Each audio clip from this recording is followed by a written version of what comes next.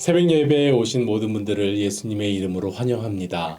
가정에서 함께하는 새벽 예배 5월 2일 월요일 아침입니다. 찬송가 288장 옛 통일 찬송가 204장 예수를 나의 구주 삼고 함께 찬양으로 고백하며 예배로 나아가겠습니다.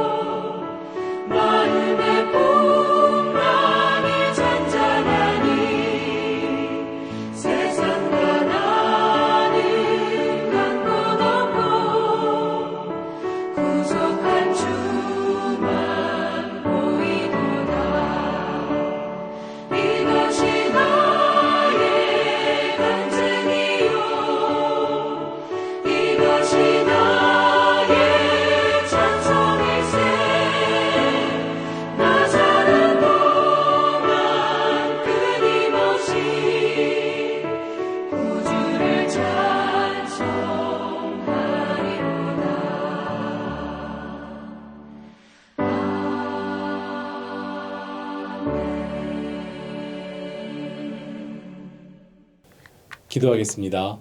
사랑의 하나님, 참 감사합니다. 오늘도 저에게 호흡 허락하여 주시고 생명 허락하여 주시어서 이렇게 첫 시간 예배의 자리에 나오게 하심을 감사합니다. 예수로 나의 구주 삼고 이 고백이 이 아침에도 저의 삶 가운데 있게 하여 주심을 감사합니다. 이 고백처럼 예수를 나의 구주 삼고 성령과 피로써 거듭난 우리의 삶을 오늘 아침에도 이 아침에도 이 날에도 하나님께 드려지길 원합니다. 하나님 붙잡아 주시고 인도하여 주시옵소서. 또한 오늘서부터 목회자들 썰밋이 있습니다. 하나님 함께하여 주시어서 그 시간들을 주님께서 붙잡아 주시옵시고 우리 목회자들 영적으로 육적으로 지치지 아니하도록 강건함과 지혜와 지식이 충만해질 수 있도록 붙잡아 주시옵소서. 사랑의 주 하나님, 오늘도 우리에게 건강 주심을 감사합니다. 영적으로도 강건하게 하여 주시옵시고 들려지는 말씀을 통하여서 다시 한번 주님의 임재하심을, 주님의 말씀을, 주님의 마음을 깨닫는 귀하고 복된 시간들로 인도하여 주시옵소서. 감사합니다. 살아계신 예수님의 이름으로 기도드렸습니다. 아멘. 이 아침에 함께 나눌 말씀은 고린도전서 1장 10절로 17절까지에 있는 말씀입니다. 저와 함께 합독하며 나갈 길을 소망합니다. 고린도전서 1장 10절을 제가 봉독합니다. 형제들아, 내가 우리 주 예수 그리스도의 이름으로 너희를 권하노니 모두가 같은 말을 하고 너희 가운데 분쟁이 없이 같은 마음과 같은 뜻으로 온전히 합하라. 내 형제들아, 글로에의 지편으로 너희에 대한 말이 내게 들리니 곧 너희 가운데 분쟁이 있다는 것이라. 내가 이것을 말하거니와 너희가 각각 이르되 나는 바울에게, 나는 아볼로에게, 나는 게바에게, 나는 그리스도에게 속한 자라 한다는 것이니 그리스도께서 어찌 나뉘었느냐? 바울이 너희를 위하여 십자가에 못 박혔으며 바울의 이름으로 너희가 세례를 받았느냐? 나는 그리스도와 가이오 외에는 너희 중 아무에게도 내가 세례를 베풀지 아니한 것을 감사하노니 이는 아무도 나의 이름으로 세례를 받았다 말하지 못하게 하려 함이라. 내가 또한 스데바나 집 사람에게 세례를 베풀었고 그 외에는 다른 누구에게 세례를 베풀었는지 알지 못하노라. 그리스도께서 나를 보내심은 세례를 베풀게 하려 하심이 아니요 오직 복음을 전하게 하려 하심이로되 말의 지혜로 하지 아니함은 그리스도의 십자가가 헛되지 않게 하려 함이라. 아멘. 하나님의 말씀입니다. 한국 교회에 존경받는 많은 목사님들이 계시지요. 그 중에서도 우리 주기철 목사님, 일제시대의 신사참배를 믿음으로 거부하신 주기철 목사님을 생각해 봅니다. 일사각오의 신앙으로 신사참배를 거부하고 옥고를 치르셨습니다. 옥고를 치르시던 중에 쓰러지시고 병감으로 옮긴 지 일주일 후에 고문 후유증으로 순교하시게 되었습니다. 제가 이분의 손자 되시는 주승중 목사님께 신학교에서 이 고 주기철 목사님에 대한 이야기를 들은 적이 있습니다. 할머니 되시는 주기철 목사님의 아내 되시죠. 오정은 사모님. 이 사모님께 직접 들으신 이야기를 수업 시간에 저희들에게 그 옥중의 이야기를 들려주셨습니다. 일본 순사의 체포로 혹한의 차가운 서대문 형무소에서 고문을 받으시던 주기철 목사님. 이 목사님을 위해서, 이 남편된 목사님을 위해서 오정은 사모님께서 목사님을 위해 솜을 넣은 누빈 수의를 만들어서 옥중에 면회를 가셨다고 하십니다. 그런데 이것을 건네시는 사모님을 향하여서 주기철 목사님이 불같이 화를 내셨다는 것이에요. 사모님은요, 그 이유를 알 수 없었습니다. 나중에 알게 된 이유는요, 솜으로 누빈 옷, 이 옷을 입고 추운 겨울에 옥중에서 고문으로 피를 흘리고 물고문을 당하고 나면 추운 옥중에서 이 솜옷이 얼어붙어서 일어날 수가 없다는 것이에요. 더 어려운 것은 자신의 몸을 지탱하기도 너무 힘든데 이 솜옷이 살가죽과 붙어버리면 피부를 칼로 째는 듯한 아픔이 있었다는 것입니다. 그러기에 아무리 추워도 얇은 수의 한 장으로 모든 것을 감당하셔야 했다는 것이죠. 우리가 지금 이렇게 신앙생활을 할 수 있는 것, 우리의 신앙의 선배들께서 이렇게 목숨을 걸고 훌륭한 신앙의 유산을 우리에게 물려주셨기 때문이 아닌가 생각해 봅니다. 지금 우리가 이렇게 좋은 환경에서 따뜻하고 때로는 시원하게 예배드리고 많은 은혜와 사랑을 받으며 봉사하며 섬길 수 있는 것도 우리 선배들의, 그분들의 헌신과 순교의 역사가 있었기 때문에 가능하였다고 생각이 되네요. 지금의 한국교회, 한국이민교회, 그리고 우리 ANC교회, 그분들의 기도와 헌신을 기억해야 될 줄로 믿습니다. 참 여기까지 들으면은 굉장히 좋은 은혜가 되는데요. 한국교회의 분열은 사실은 그 이후서부터 생겨나게 되었습니다. 신사참배를 거부해서 옥중에 수감되었던 목회자들과 성도들이 있었지요. 고문 속에서 순교를 눈앞에 두었던 목회자들과 옥중 성도들이 해방과 함께 추록하게 되는 역사가 또 일어났습니다. 그러자 해방 후에 한국교회는 재건을 힘쓰던 과정 가운데 한국교회가 세 파로 나누어지게 되었습니다. 경남노회 중심의 추록 성도와 지지자들이 한파가 되었고요. 적극적으로 친일을 했던 친일파 목사님들이 한파를 이루게 되었고요. 그리고 신사참배 강요에 큰 저항 없이 그냥 조용히 따랐던 대다수의 목사님들 또한 신도들이 한파를 이루어서 한국교회는 세 분류로 나누어지게 되었습니다. 한국교회는 신사참배 목사에 대한 처우에 대해서 어떻게 해야 되겠는가 하는 문제를 가지고 갈등하게 되었습니다.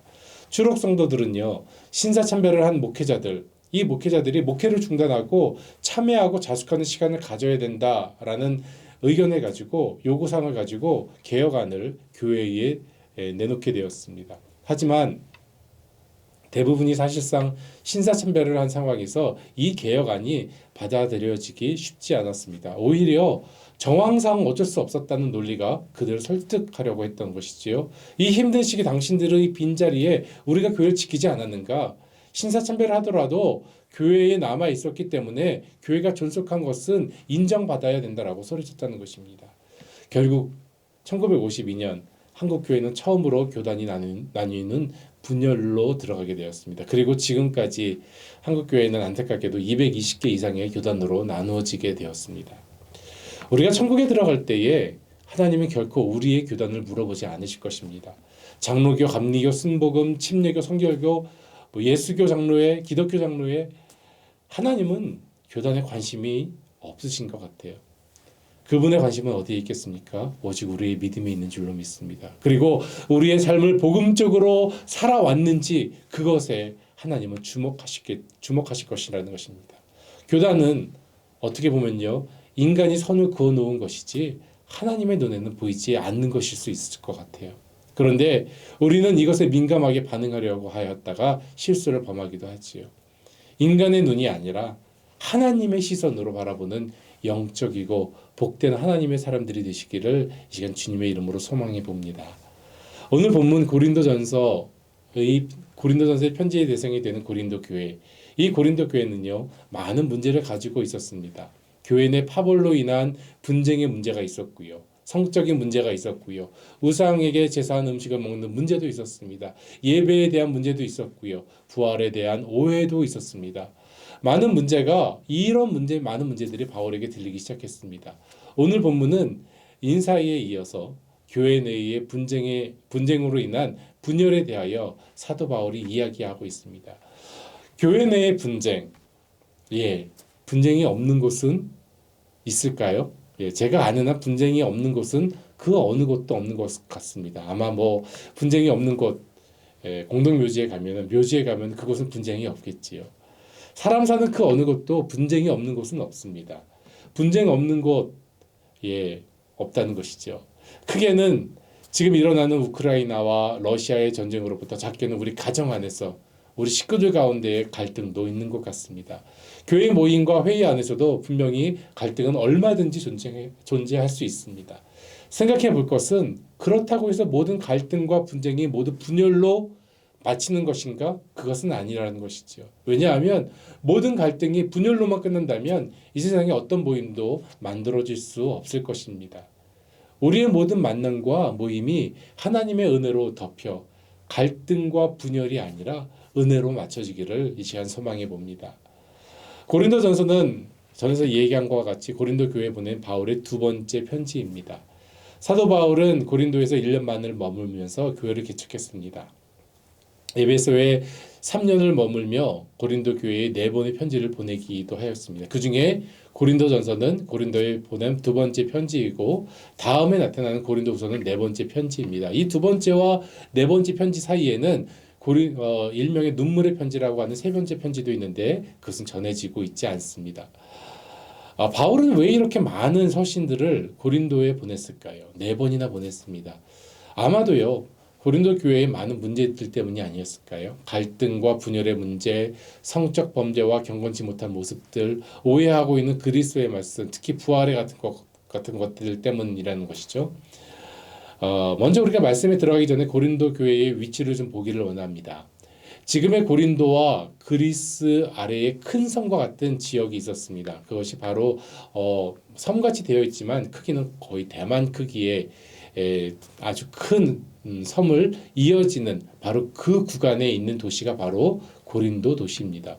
고린도는요, 교통의 요충지이기도 하거니와 많은 경제적 이윤을 창출되는 항구 도시이기도 있습니다. 양쪽에 바다가 있었기 때문에 양옆을 두고 병목 구간으로 되어 있어서 그곳에 많은 교통량이 있었고 많은 이목이 주목되었습니다. 이 두 바다, 한쪽에는 에게해와 한쪽에는 아드리아 해가 있었기 때문에 양쪽이 가깝게 하고 있는 그 길을 통하여서 배를 육지로 이동시키는 노동업체가 있었다고 합니다. 그래서 큰 돈이 오갔고요. 많은 근로자들도 있었습니다. 그래서 지금의 고린도는 인구가 4, 5만, 많아야 6만 정도밖에 되지 않은 지역이지만 초대교회 바울 시대에는요. 지금의 10배가 넘는 60만에서 70만 명 정도가 사는 매우 활발한 도시였다는 것이죠. 하지만 그 활발한 고린도 도시의 고린도 사람에 대한 평판은요. 그렇게 좋지 못하였습니다.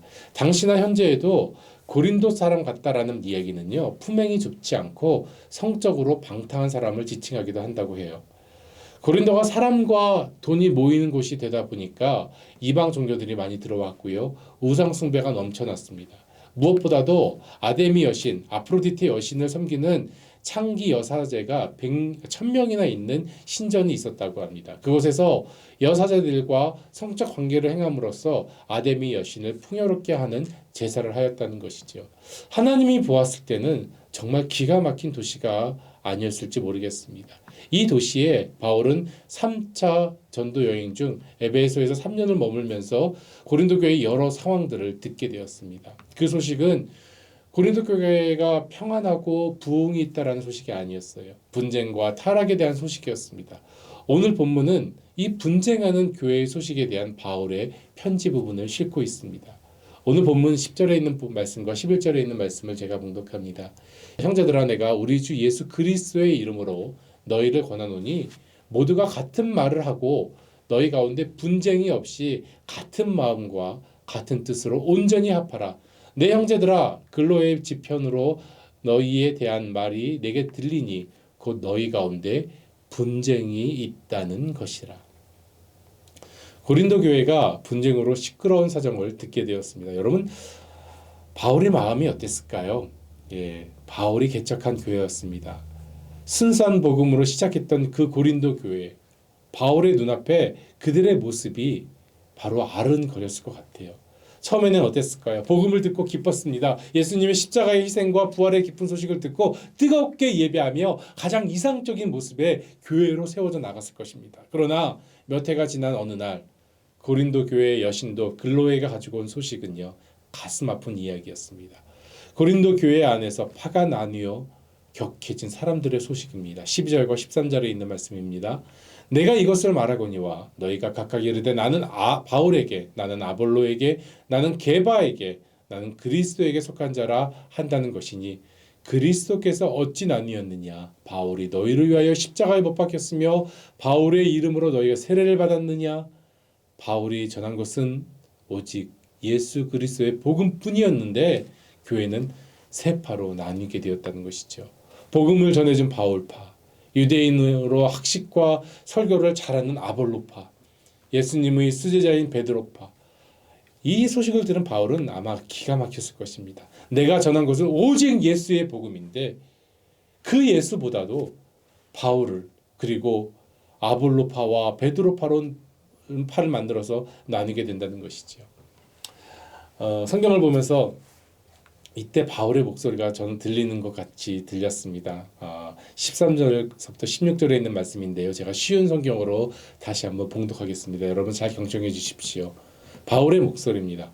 도대체 그리스도가 나뉘었습니까? 바울이 여러분을 위해 십자가에 못 박혔습니까? 아니면 여러분이 바울의 이름으로 세례를 받았습니까? 내가 그리스도와 가이오 두 사람 외에는 여러분 중에 어느 누구에게도 세례를 주지 않아 하나님께 감사합니다. 그러므로 여러분 중에서 어느 누구도 바울의 이름으로 세례를 받았다고 말할 수 없을 것입니다. 그러고 보니까 내가 스데바나의 가정에도 세례를 준 적이 있습니다. 하지만 이들 외에는 아무에게도 세례를 준 기억이 없습니다. 바울은 자신이 세례를 베풀어 남들 앞에 높아지는 것도 자신의 파벌이 생기는 것도 원치 않았습니다. 사도 바울 그는 다만 나는 낮아지고 예수 그리스도의 이름이 존귀히 여김받기를 소망하고 있는 것을 우리는 성경을 통하여 알 수 있습니다. 바울이 고린도 교회를 향한 마음은 무엇입니까? 그 마음의 목적은 무엇입니까? 오직 복음, 오직 십자가뿐이라는 것입니다. 갈등과 분쟁 그리고 분열은요 사실 이 시대에도 동일하게 나타나지요. 안타깝게도 예수님의 제자로 증인들로 살겠다고 교회 안에 모인 우리들 안에서도 나타납니다. 그렇다면 이 분열과 갈등을 우리는 어떻게 말씀 안에서 해결하여야 할까요? 본문의 말씀을 통해 바울의 영적 지혜를 통해 우리를 치유하시는 하나님의 음성 듣기를 바랍니다. 첫 번째는요, 갈등과 분쟁을 복음으로 소화하라는 것입니다. 다시 한번 말씀드립니다. 갈등과 분쟁을 복음으로 소화하라는 것입니다. 2000년 기독교 역사에서 갈등과 분쟁 많이 있었겠지만 빠질 수 없는 것이 있습니다. 바로 종교 개혁입니다. 1517년 마틴 루터가 로마 교황청을 상대로 한 종교 개혁. 이 종교 개혁으로 당시 로마 카톨릭과 큰 갈등을 겪게 되었습니다. 하지만 이것이 갈등으로만 남거나 분쟁으로만 남지 않았습니다. 우리는 종교개혁 그 역사를 종교개혁이라고 하는 기독교의 큰 역사로 남기게 되었습니다. 종교개혁이 역사적으로 성공한 이유는 무엇일까요? 그것은 루터를 포함한 많은 종교개혁자들이 철저하게 성경의 말씀을 그리고 복음으로 나아갔기 때문이라는 것입니다. 그리스도의 복음으로 확고히 서면 분쟁은 갈등이 아닌 개혁이 된다는 것입니다. 여러분 놀랍지 않습니까? 많은 분쟁으로 사람들은 상처받고 돌아옵니다. 하지만 복음으로 확고히 선다면은 갈등은 있지만 그것이 실패가 아니라 성공이 된다는 것이죠. 개혁이 된다는 것입니다. 하지만 반대로 말하면 그렇죠. 하나님의 교회 안에서 그리고 그의 역사 속에서 복음이 아니면 갈등은 분쟁과 분열로 마치게 된다는 교훈도 얻게 됩니다. 고린도 교회의 분쟁은 교회 내에 생겨난 파벌이 문제가 되었습니다. 바울은 이렇게 이야기합니다. 다시 12절로 돌아갑니다. 내가 이것을 말하거니와 너희가 각각 이르되 나는 바울에게 나는 아볼로에게 나는 게바에게 나는 그리스도에게 속한 자라 한다는 것이니 사람들이 모이는 모든 곳에는 좋아하는 사람들끼리 뭉치려는 속성이 있지요. 어떻게 보면 그것은 당연한 이야기입니다. 처음에는 커뮤니티를 만들어 좋아 보이지만 여러분 이것이 도가 넘치면 어떻게 됩니까? 나와 다른 우리와 다른 사람들을 배척하고 심지어는 적으로 돌리기도 합니다. 그러기에 어느 모임이나 교회라 할지라도 갈등과 분쟁은 분명히 존재한다는 것이죠. 어떻게 갈등과 분쟁을 해결할 수 있을까? 바울은 이렇게 고백하고 있습니다. 17절에 있는 말씀입니다. 그리스도께서 나를 보내심은 세례를 베풀려 하심이 아니요 오직 복음을 전하게 하려 하심이로되 말의 지혜로 하지 아니함은 그리스도의 십자가가 헛되지 않게 하려 함이라. 모든 문제의 해결은 하나님의 말씀이며 그리스도의 복음인 줄로 믿습니다. 바울의 고백처럼 복음으로 돌아가야 합니다. 우리의 삶에서 나타나는 갈등 속에서 복음이 빠지고 없어진다면 예수님의 사랑의 십자가가 없어진다면 이것은 인간의 야망이고 욕망을 채우기 위한 욕심밖에 되지 않는다는 것이죠. 갈등을 넘어서 복음으로 야망을 넘어서 십자가로 세워지는 참된 주님의 제자 되시기를 축원드립니다. 두 번째는 감정에 속지 말고 복음에 집중하라는 것입니다. 감정에 속지 말고 복음에 집중하는 것입니다. 어린 자녀를 제가 키울 때 일입니다. 아들이 어렸을 때 무척이나 캔디를 좋아했습니다. 하루는 이 아이가 잠에서 깼는데 아들의 꿈에서 본 캔디로 지어진 세상에 대해서 아빠인 저에게 설명을 하는 것입니다. 아빠, 캔디로 지어진 세상이 있는데 너무 좋아 이러면서 이야기하더라고요. 꿈에서 깨어난 캔디를 먹고 꿈에서 마음껏 캔디를 먹고 잠에서 깬 아들, 나름 충격적이고 놀라운 상황을 저에게 설명하는 것입니다. 말하는 그 시간에도 아직 그 꿈에서 깨어나고 있지 않은 듯한 그런 느낌이 있었습니다. 하지만 여러분 아시죠? 현실에서 그런 곳은 없습니다. 그런 세상은 존재하지 않습니다. 그런 꿈 같은 세상만 생각하면 하며 살아간다면 그 아이는 세상 어디에서도 적응할 수 없을 것입니다. 감정은요, 캔디로 만들어진 꿈을 꾸는 아이의 모습과 같지 않을까요? 처음에는 내가 동경하는 모습을 떠올리지만 현실과의 거리감을 깨닫지 못하게 된다면 그 삶의 현실에서 아무 소용없어 발전하거나 성장하지 못한다는 것입니다. 감정으로 꿈꾸는 소리만 할 뿐이라는 것이죠. 그리스도인에게 감정이라는 것, 때로는 무척 중요합니다. 찬양을 통한 감성, 말씀을 통한 감정의 치유, 회복, 깊은 묵상으로 이끄는 감성은 우리의 신앙에 분명히 도움이 됩니다. 하지만 복음보다 앞선 감정, 성경보다 앞선 감정, 예배보다 앞선 감성은 우리의 영적인 안목을 가리게 된다는 것이죠. 아마 고린도 교회에서도 예수 그리스도의 복음보다 앞선 감정들이 있었으리라 생각이 됩니다. 복음의 중심보다는 전달자인 바울을 향한 마음이 바울파를 만들게 되었을 것이고요. 예수님의 능력보다도 그것을 전하는 아볼로의 웅장한 말솜씨에 아볼로포가 만들어졌을지도 모르겠습니다. 때때로 감정은 우리를 복음보다 앞서게 합니다. 그럴 때 우리는요, 정신을 차리고 돌아와야만 합니다. 어디로 돌아가야 됩니까? 복음으로 돌아가야 됩니다. 그리고 십자가로 돌아가야 됩니다. 그리고 예수 그리스도 앞으로 돌아가야 될 줄로 믿습니다. 하나님의 일은 감정이 앞서기보다는 우리들의 고백이 앞서야 될 줄로 믿습니다. 하나님의 일은 감정이 앞서서는 결코 안 된다는 것입니다. 감정이 복음보다 앞서면 실수하게 되고 실패하게 됩니다. 감정이 복음보다 앞서면 복음 중심이 아닌 내 생각, 내 경험, 내 지식, 내 뜻대로 행하는 죄를 행하게 된다는 것이죠. 철저하게 내 안의 감정을 내려놓고 그리스도의 십자가에 소망을 두고 주님 주시는 은혜로 나아가야 될 줄로 믿습니다. 그래서 예수님께서 주시는 십자가 축복의 사람이 되어지는 것입니다. 사랑하는 성도 여러분, 우리 모두 예수님께서 주시는 십자가 축복의 사람이 되시기를 주님의 이름으로 소망합니다. 말씀을 마치려고 합니다. 사도행전 15장 보니까 바울도 바나바와 다투었던 모습이 나옵니다. 바울도 다투기도 했습니다. 마가 때문이었지요. 그를 선교여행에 포함시키는 문제 때문에 이 문제로 다투고 결별하게 되었습니다. 그런데 바울은 디모데후서 4장에서 디모데에게 이렇게 편지합니다. 마가를 꼭 데리고 오라. 그가 나의 일에 유익한 사람이다 라고 이야기합니다. 또 다른 바울의 모습이 나옵니다. 바울은 베드로의 잘못을 지적하여 베드로를 뻘쭘하게 만들기도 하였던 것이 성경에 나옵니다. 사실은요, 바울은 예수님의 수제자 베드로에게 상대가 되지 않는 족보 없는 무명의 사도의 위치에 그 당시에 있었습니다. 그런데 예수님의 수제자였던 그 베드로가 바울의 질책에 순응하는 모습을 우리는 보게 됩니다. 어떻게 이럴 수가 있을까요? 단 한 가지입니다. 복음 때문입니다. 예수 그리스도의 복음 때문입니다. 예수 그리스도의 십자가로 우리를 화평케 하시고 용서하신 그 은혜 때문에, 그 복음 때문에 갈등이 분쟁이 아닌 화합으로, 그리고 사역의 열매로 맺어지는 것입니다. 사랑하는 ANC 성도 여러분, 우리는 항상 모든 모임 가운데 분쟁과 갈등의 요소가 있다는 것을 기억해야 됩니다.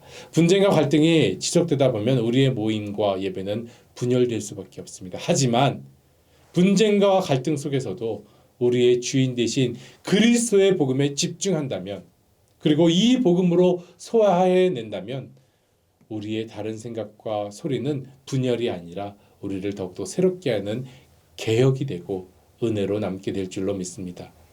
모든 상황 속에서 복음을 통하여 은혜로 남겨지는 복받을 ANC 모든 성도님들 되시기를 주님의 이름으로 축원드립니다. 함께 기도하겠습니다.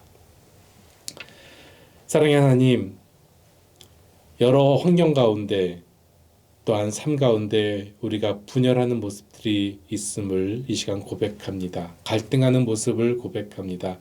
하지만 우리의 감정보다, 우리의 생각보다, 우리의 지식보다 먼저 그리스도의 복음 앞에 먼저 서게 하시고, 그러므로 인하여 우리들의 갈등이, 우리들의 분쟁이 상처로 남는 것이 아니라 더욱더 화목되고, 그리고 개혁되고, 그리고 결국에는 예수 그리스도의 복음을 통한 은혜로 남을 수 있도록 우리의 마음과 우리의 삶과 우리의 교회를, 또한 우리의 커뮤니티를 주님께서 인도하여 주시옵소서.